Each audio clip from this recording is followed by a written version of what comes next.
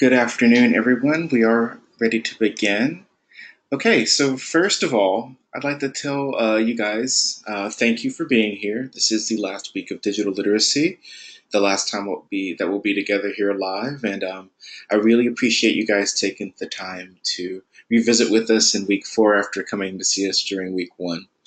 Now, I've been having a little bit of an issue with the chat box because normally our classes allow you guys to chat with each other. But since we're using a different format, there is no audience chat, unfortunately, but there is a questions poll or a questions form that you guys can fill out. And I'm already seeing some of you guys entering your information here, and I can see these. Unfortunately, all of you can't see these, so if you do have any questions as we're going through the session today, no worries. Just enter in your question in the form that you guys are using right now. And if it's something that is pertinent to everyone, I'll go ahead and relay that to everyone. But if it's more of a private question, I do have the ability to send an answer back to you individually instead of everybody seeing it. So again, I do apologize for this. This is something a bit new to us. We're trying something a bit new. I think we might go back to what we were using before. But in any case, any questions that you have, and if I see those as I'm working along, I'll be sure to answer those. And we'll leave time at the very end for any final questions you might have after we've finished our discussion. All right, so let's go ahead and get started with the 9 elements of digital citizenship, talking about the discussion and going over the assignment and just talking about some of your final due dates before we end our time together at the end of this week. Now, we would normally go over the 9 elements of digital citizenship live, but we have a video recording of that available to you already. I'm going to show you where that's located on the LMS. So if you come down here to week 4 and you go to view video and click preview, or in your case, when you click on it, you're going to see a link here for the 9 elements of digital citizenship, which is a small 15-minute video that covers each of the concepts in addition to what the information that you receive in the read and view activity. So if you want to read along while you listen to this, or just kind of listen to this and kind of take in the information, that's really going to help you when you're working on your discussion post, when you're working on your quiz, and hopefully it'll give you some ideas for when you're ready to work on your assignment. So let's go ahead and discuss your discussion and some of the things that we want you to cover for this last go around. And of course, we're going to go over the expectations of what we want you to deliver for that. So the internet and technology, digital technology, have changed virtually every aspect of our lives, and I'm pretty sure we can all agree on this. Digital technology provides enormous benefits, but it also poses a lot of new problems and challenges that we're still dealing with on a daily basis. So this week's activities involve the safeguards that we can take to maintain our privacy and our security online. So let's zoom in a little bit here so we can see these questions a bit better. We want you to share your thoughts on some of the questions below, just like you guys have been doing in the first 3 weeks. And here are the topics available to you. As a professional in the entertainment, film, or media industry, which of the 9 elements of digital citizenship is the most important to you? There's no right or wrong answer for this one. After you review the 9 elements, just let us know which one you think is the most prominent or important to you. And we'd like you to share some examples of when any of these issues has affected you or someone that you know. So that's your first topic. Your second topic is, what are the risks of not being aware of these digital citizenship topics? So if you decide to talk about an experience, how could that experience gone differently if you or your friend or whoever was experiencing it didn't have any awareness of digital citizenship at all, or any of these concepts? How could that have gone sideways if it went successfully the first time? The next topic available to you is, what are some examples of digital etiquette in the real world? And I'm pretty sure some of you can come up with one of those off the top of your head. Let's hear about it. We'd love you to tell us about it. So, what are some positive examples of digital etiquette that you've run into in your daily life or on the web? And what are some negative examples of digital etiquette that you might have experienced or you've heard of? Now, this next question is embarrassing for me, probably embarrassing for some of you. How long do you use the internet per day? I personally use it about 16 hours a day. from when I wake up till about midnight when I go to bed. And it's probably a lot more than I need. It's very unhealthy. But it's important to consider your wellness and health when using these digital tools. So, keeping in mind that I do use the internet and I'm in front of a screen that often, I do take as many breaks as I feel like I need to kind of just break up the movement, get some stretching in, making sure that I'm not in a hunched over posture for the entire time. You got to get up and move around. So, what kind of strategies do you use to moderate your time spent online? And what kind of activities do you engage in that don't involve a screen? Okay, so those are the topics available to you for the week 4 discussion. And of course, for your response post, we do ask that you reply to 2 or more of your classmates for this final response post and make sure that your responses are substantial, like we see here. So, Mr. Antonio Smith has provided us a really good initial post here, and I came in behind him after reading his post and provided my own response.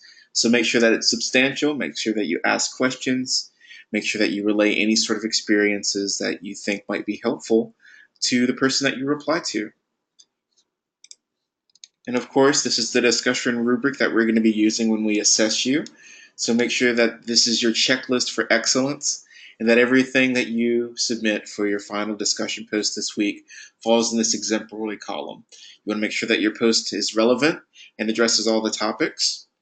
You want to make sure that you're thorough and clear. Make sure your post has a strong beginning, middle, and end, and that you're making sense and you've got any provided research if necessary. You also want to contribute to your learning community by responding to at least 2 of your classmates, 2 or more of your classmates with some thorough replies, ask them some questions, tell them a little bit about some of your thoughts on some of the things that they had to say, and run spell check. Read your post out loud, come back to it later and read it again with fresh eyes, anything that it takes for you to make sure that your post is professional and free of typos. And if you can do all that, you're going to knock this out of the park. Okay, so that's your discussion. That's very quick. Let's go ahead and move on along into assignment 4, promoting digital responsibility. And I've also got an example that I'm going to show you guys so you can see what this looks like in action. Let's go ahead and zoom in here a bit so you can see what's going on. So for our overview for this assignment, like we discussed for the discussion itself, digital technology provides powerful tools, an unprecedented opportunity for communication, creativity, and commerce.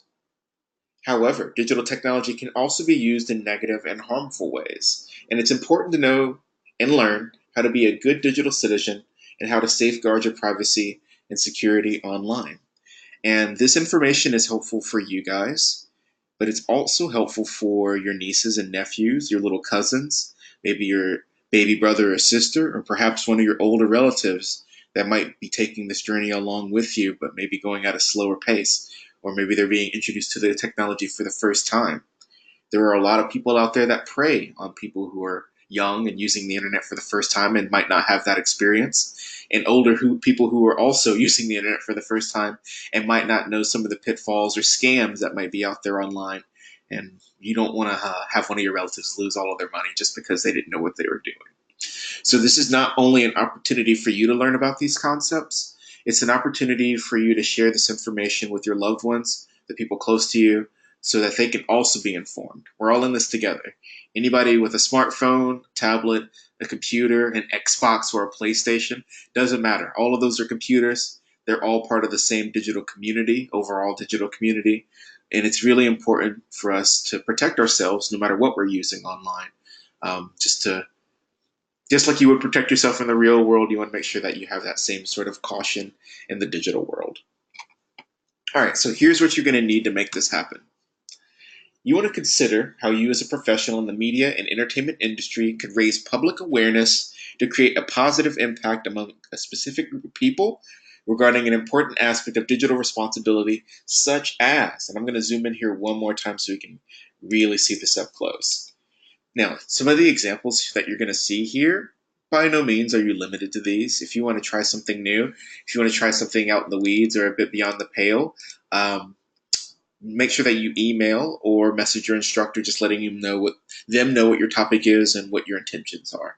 And 9 times out of 10, whatever you ask for is going to be granted.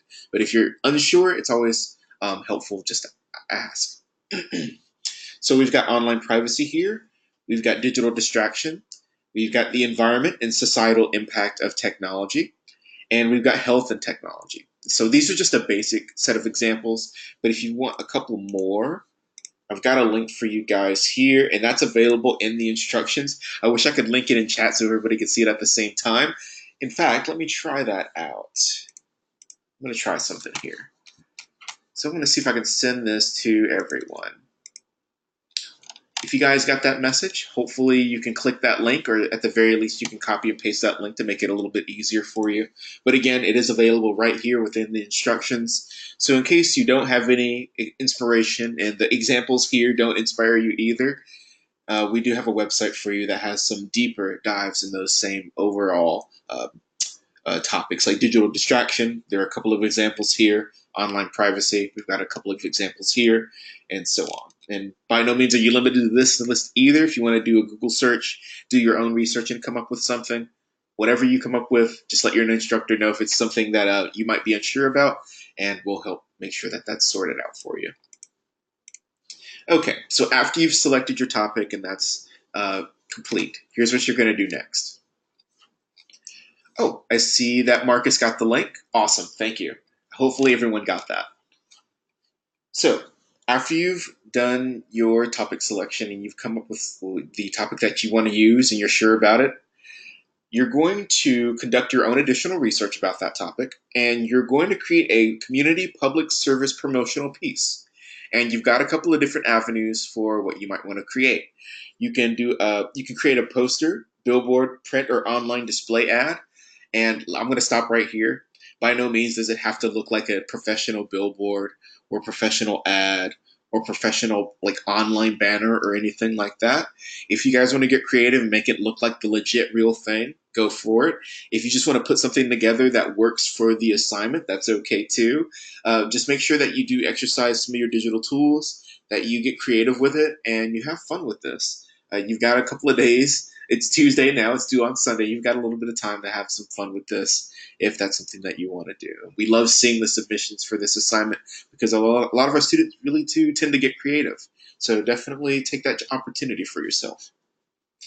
So, like we said before, a poster, billboard, print, or online displayed ad. If you want to get visual, you can create an audio file of a radio public service message. So you can read a script, a radio script that you've got prepared, and have it sound like a car ad. So you can have like little jingle, maybe have a little bit of sound effects if you want to do that.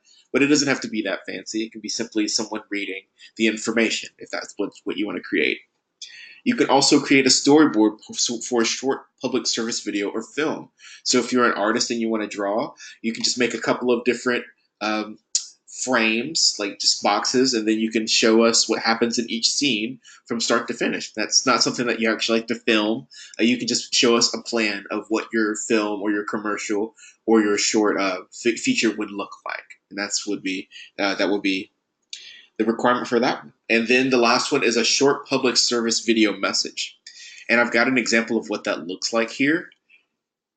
Now, you can have yourself on camera as a talking head, relaying this to an audience as a public service announcement, or you can create something like this that I'm going to mute, where it's Biteable.com. I'm going to see if I can put this in the chat too. If you want to create a video that's really easy, where you can include your text and your pictures here, and you're not necessarily good with the video editing software available that may or may not be available to you, Biteable is a very interesting solution to this problem that this student used to create this little PSA. And it's not too fancy. It's got a little bit of graphics. It's got a background image and some text here that tells a story. If you want to go super simple like this, by all means, go right ahead. If you want to do something a little bit more complex, you can do something a little bit more complex. So it's really up to you. We really want you to have fun with this project.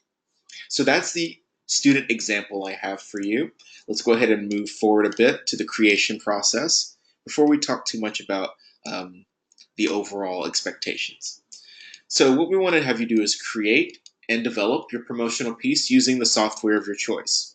So for example, if you don't have access to Photoshop or GIMP or even paint. You don't have access to any visual mediums like that to make a print ad or a billboard. You can use PowerPoint and just drag in some images and type over top of it. And we've seen some really interesting billboards made in PowerPoint. So you can use what you have available to you to accomplish this goal. So what we want you to do is to communicate a specific target audience to make them aware of something important that they should know about the rights, responsibilities, or risks associated with digital citizenship, and to present a call to action encouraging them in the steps that they should take as a result of your message. Okay, so let's break that down a little bit. So you're going to come up with a topic based on digital citizenship. You're going to determine what kind of PSA that you're going to make. So let's say we're making a billboard, and then you're going to break that down a little bit to make sure that you're hitting your target audience for maximum audience impact. So what you're going to do to determine that is you're going to write a treatment here. So if you make a billboard, if you make an audio clip, if you make a video, you're going to make a treatment that goes along with that to describe all the information I just said. So everything that's covered in this create paragraph, we're going to break down here, and this is where we're going to outline that. So regardless of what form you choose for your creative promotional piece, billboard, radio ad, whatever it happens to be, you're going to include a treatment. Now, this is an industry term that means a paragraph or two that explains the piece, the rationale behind it, and some of your reasonings for why people should engage in this material. So here's what your treatment is going to have in it. It's going to have the intended medium of your promotional piece. So let's use our example of a billboard. It's going to have an intended target audience. So since it's a billboard, we want to target people who are driving, and say we want to target younger drivers. So our billboard is going to target an audience of girls and boys between the ages of 16 to 20. That's around the age that people are starting to learn how to drive and be independent, right? So that's going to be who we're going to target. Now, the main issue that we want to address. So we've got a billboard that young people are driving by. What are some of the things that they would want to be aware of or need to be aware of on the road? Let's see, probably not using their phone while they're driving, texting while driving. So that could be what we have our billboard covered. So now that we've identified the issue that we're covering in our treatment about our billboard towards this target audience of young people, now we have to determine the importance of that topic. So texting while driving, we all know is a bad thing. We all do it anyway. But here's the point where you're going to want to back up that reasoning with some data. Texting while driving is bad because a significant statistic of drivers between the ages of 16 and 20 tend to have car accidents or lose their lives because they weren't paying attention to the road. So that would be some of the reasoning that you might use in your treatment, backed up with some research. You just don't want to say that off the top of your head. Go find some math and some numbers and provide some links within your document about with your treatment to kind of back up your assertions of why your topic is important. So once you've done that, now you're going to present a call to action. And your call to action is going to determine what people are going to do after they receive your message. So we have our billboard targeted at boys and girls 16 to 20 about texting while driving. We've got a really effective image up there, and we want that image to tell them to not do this. So that call to action has got to be visual. It's got to be quick. It's something that they're probably going to be seeing on the side of the road going 40 or 50 miles an hour. So it's got to be short, to the point, and very large. So that's going to be what we're going to include in our treatment, and then hopefully the billboard that we create for this assignment reflects all of the information that we included in our treatment. And this is what the treatment is going to look like. So you can see the student name here, student number. You've got the link to the PSA. Remember the PSA I just showed you with the purple background and the text? That is the example from the student here. And then you can see our treatment, which is a couple of paragraphs. It's pretty detailed. That gives all the information that we need to know about the intent that this student has behind their cyberbullying PSA. And we can also see here that there are resources of where they got their images, where they got their background audio, and where they got their information when here where they state that this is an important topic that we need to address and that this is what you should do about it. And here's our data to back up why we think you should do this thing about it. So this is essentially what your treatment is going to look like. And then this is again what your PSA is going to look like. So these two things are going to be working together to provide you your final grade. So make sure that you do both parts of the assignment, that you complete both components. They are equally important. This is your creative side. This is more of the rationale of why your creativity is going to make an impact. Okay, so let's go ahead and finish up our discussion about the assignment here. And I'm going to show you guys a website that you may want to bookmark for future use in your courses. And I'm going to go ahead and use Paulina as my guinea pig here to send this link out to everyone. Send to all.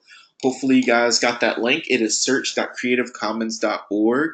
This website is really, really helpful because it gives you an avenue to use Google. It gives you an avenue to use YouTube, Flickr, and a couple of different websites here. Like CC Mixter is the same website that our student used here to get their music. So if you're an audio student and you want to include some music in your radio PSA, we've got something already ready for you built into this website that hopefully everyone has access to now. But if you don't, it's again search at creativecommons.org, and that's going to give you what you need to create assignments and to create projects that will avoid you stealing from people that have already created work that they're being paid for. One thing that you don't want to do, for example, if you search in Google here for, let's say, sports car, you're going to get a lot of images that are owned by a lot of different people, and it's not immediately obvious who owns what or what they're going to do to you if you steal it or use it in a project without permission. This is an issue that you never want to have come up in your academic career, and you definitely don't want to deal with this in your professional career. That could end your career very, very quickly if you end up plagiarizing or using pictures, audio, video that you don't necessarily own or have permissions or rights to. So the CC Search website gives you an avenue to kind of avoid that problem altogether. So if we search for sports cars here and then click on Google Images, we're going to be filtered now. So we still see some really nice images here, but we can act in confidence that these images are going to be available for us to use for free. So let's say this image right here is really, really nice. Let's go to the website that hosts this image here. This is pxhere.com, which is a public domain image website. Since I'm familiar with it, I know that I can use this image. But if you're not familiar with this website and you've never been here before, here's how you can tell. It's going to have a license right here to the right or the left, depending on the website that you find this on, that states what you can use this for. So we can see right here that it says free for personal and commercial use, no attribution required. So what does that mean? That means that if you wanted to use this image in, say, for your CD album or for your pamphlet about really nice cars or for your personal website as a background or for your college project, nobody's going to come after you. And this is a super high resolution image right here. If I click on it, well, I have to log in. But if I say open this link in a new tab, I think I can get the biggest version of this image. And you can see that it's really, really big. It's really clear. It's nice, very professional, but it's free. And we can use it for whatever we want. And you're probably going to find something very similar in here in Google where we don't have that filter, but now we don't know for sure who owns what. Don't ever guess when you're searching for images, music, audio, or video when you're working on an academic project. Always use Creative Commons, the Creative Commons search engine. That's going to give you everything that you need to make that stuff happen. And if you run into any sort of issues with the CC engine, which I have once or twice, I've run into images that you clearly saw that someone had rights to this. That's okay. It's going to be once in a blue moon that you do run into that issue, but 9 times out of 10, 8 times out of 10, I don't want to be that confident. 8 times out of 10, you will run into images that you have complete rights to use and you won't have to worry about it. And that goes for music too. So if we type in, let's say, rock music and see what happens if we type in that and go to CC Mixer. I've never actually done this, so this is going to be interesting. Okay, so we're brought to a bunch of different tracks here, and we can see that there's lots of different keywords So you might have to do some digging if you want to use an audio track that's free. You're not going to get exactly what you're looking for right away. It might take a little bit of hunting. But it just goes to show you that you're not limited just because you're not able to use Google to find everything that you need. There are always avenues for you to find stuff that is completely royalty free, public domain, or Creative Commons license for you to build your professional and your academic portfolio. Okay, so that's my little soapbox speech about that. Let's go ahead and get back to the assignment and the submission process. I'm glad you think that's a great resource, Paulina. You're very welcome. And that goes for everyone. I'm glad you guys were able to get that link.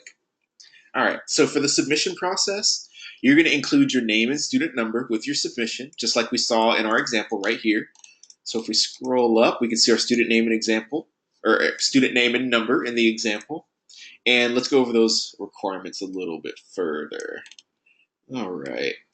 You also want to compress and upload your files. You guys have been doing that pretty well throughout the month, so keep that up. Just make sure that you submit a zip file with your PSA, and if you want to include your audio or video file with your treatment here, you can do that and include them in the same zip file.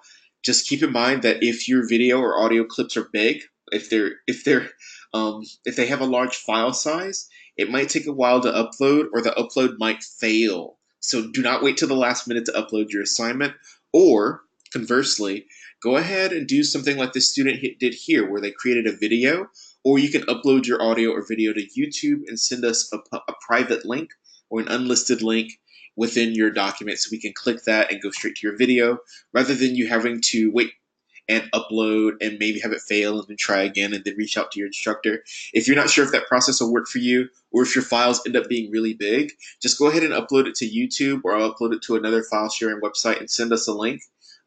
You can even upload it to your Google Drive and and share a link with your instructor, and that would be okay.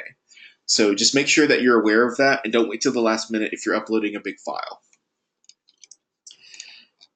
So if you're creating a slideshow, a large image or text, make sure that you save it as a PDF to prevent problems with uploading. I know sometimes if you upload very large files of images, it just doesn't work, or there's an error, and sometimes it works, sometimes it doesn't. It's this weird gamble. Don't put yourself in that position. Just go ahead and make a PDF out of your image. So you can just drag it into a new slide and make a PDF out of that slide, or you can go into Photoshop and make a PDF.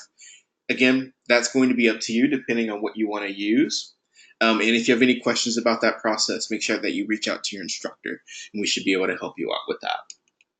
So make sure you save your file, name your file your last name, first name, and then A4 for assignment 4. Compress that file, upload that file to the LMS, and then you can wipe your hands off, pat yourself on the back. You are done with your first course here at the Los Angeles Film School. Okay, everyone. That is all the information I have for you. This was a fairly short session today, but I do want to open up the floor at the end here for any questions that you guys might have. And in case you want to know where the recording will be, for those of you live with us right now, and those of you that will be watching this later, that recording is going to be under the View Video tab on the live session for week 4. So later on tonight, I'm going to upload this recording, and it's going to be right here, and the rest of the instructors are going to put it there as well. All right. Thank you very much for your time, and we really appreciate you being here. If you don't have any questions, you're free to go, but if you do, go ahead and lay them on me.